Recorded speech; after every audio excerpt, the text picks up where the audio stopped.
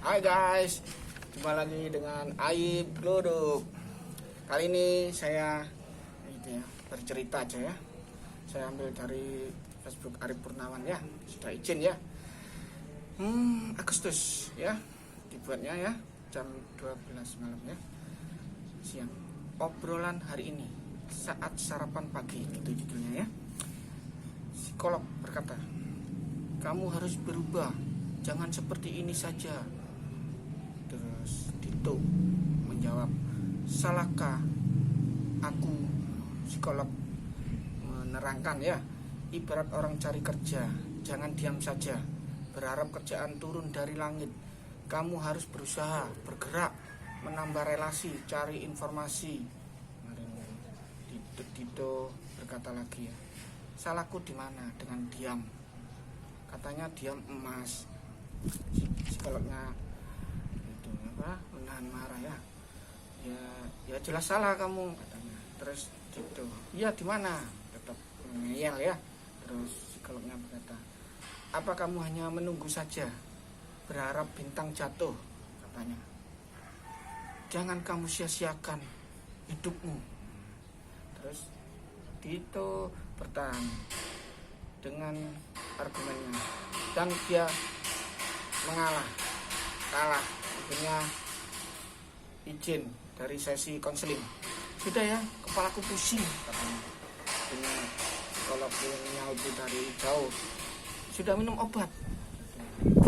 Tapi dia ketawa karena tahu Dito tidak minum obat ya. Mungkin ngopi saja. Itu yang dibuat Agustus jam 12 jam. Terus Arif Purnawan ya, 6 Agustus ya, pagi, dengan judul cara memperbaiki hari yang kacau. Nah, kan kita tidak setiap hari kita terasa bahagia, terasa menyenangkan ya. Kadang ada saat hari itu kacau, mungkin kemarinnya tidak melakukan persiapan. Terus apa yang harus dilakukan?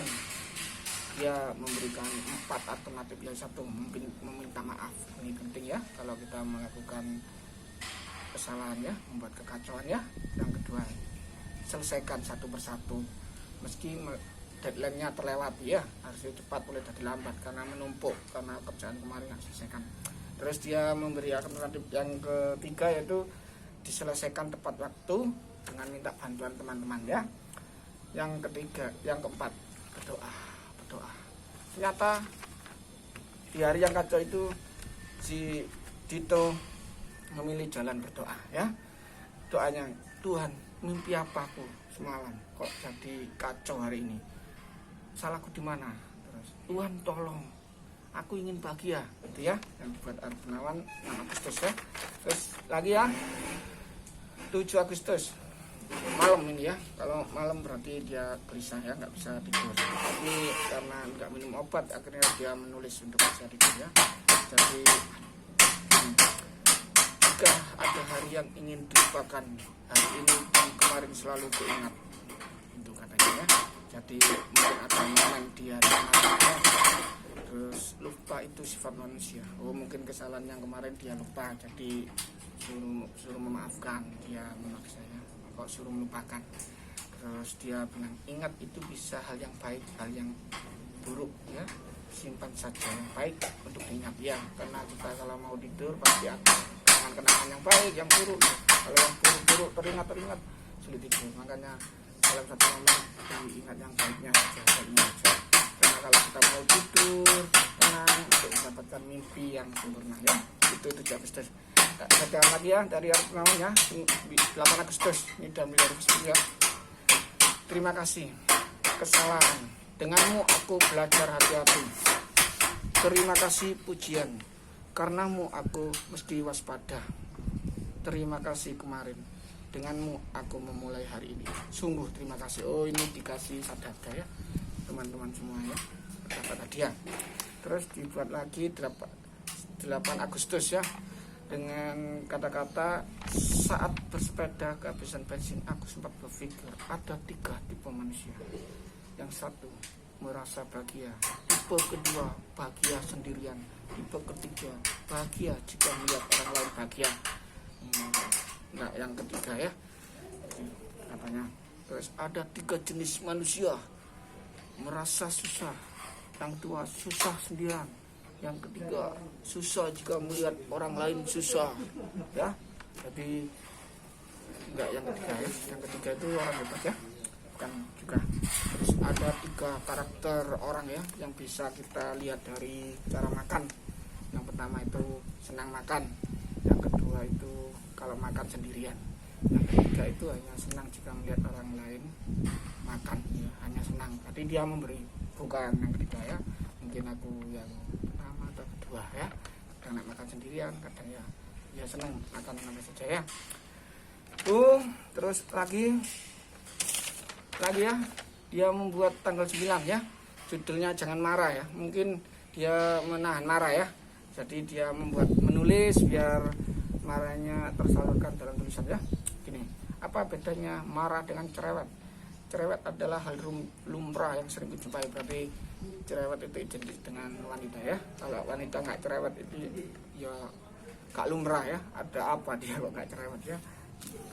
Terus kalau marah itu berarti karena satu, merasa diabaikan, orang pasti marah merasa diabaikan. Yang kedua, kalau marah fakta, asumsi, tidak ada logika, tidak ada perasaan, pikirannya gak jernih dari siji kata dan kalimat, jadi yang mendengarkan itu pasti pusing kepalanya. Yang ketiga itu marah itu seperti bencana ya, kayak tsunami, kayak petir ya.